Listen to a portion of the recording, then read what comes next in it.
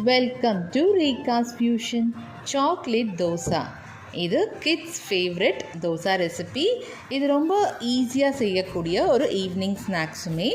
இது எப்படி செய்யலான்னு பார்க்கலாமா? ஒரு பவுல் எடுத்துக்கோங்க. அதில் அரை கப் அளவுக்கு கோதுமை இல்லை மைதா மாவு சேர்த்துக்கோங்க. 1/4 கப் அளவுக்கு கொக்கோ பவுடர் சேர்த்துக்கோங்க. 1/4 கப் அளவுக்கு வெல்லம் தூள் ஜாகரி பவுடர் இருக்குது, அது சேர்த்துக்கிறேன். இல்லை ப்ரௌன் சுகர் கூட சேர்த்துக்கலாம். கூடவே ஒரு டீஸ்பூன் பேக்கிங் பவுடர் சேர்த்து இது நல்லா இந்த மாதிரி கலந்து விட்டு வச்சுக்கோங்க.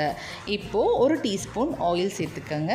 கூடவே அரை கப் அளவுக்கு பால் கொஞ்சம் கொஞ்சமாக சேர்த்து இந்த மாதிரி தோசை மாவு பதத்துக்கு கொண்டு வந்துடுங்க. இப்போது ஒரு டீஸ்பூன் வெனிலா எசன்ஸ் சேர்த்துக்கோங்க.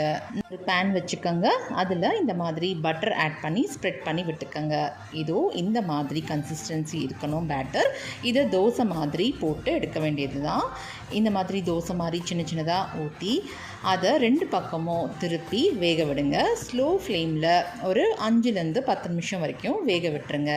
2 பக்கமும் திருப்பி விட்டு நல்லா கிறிஸ்பியாக ஆகிற வரைக்கும் விட்டு வேக விட்டு எடுத்துக்கோங்க.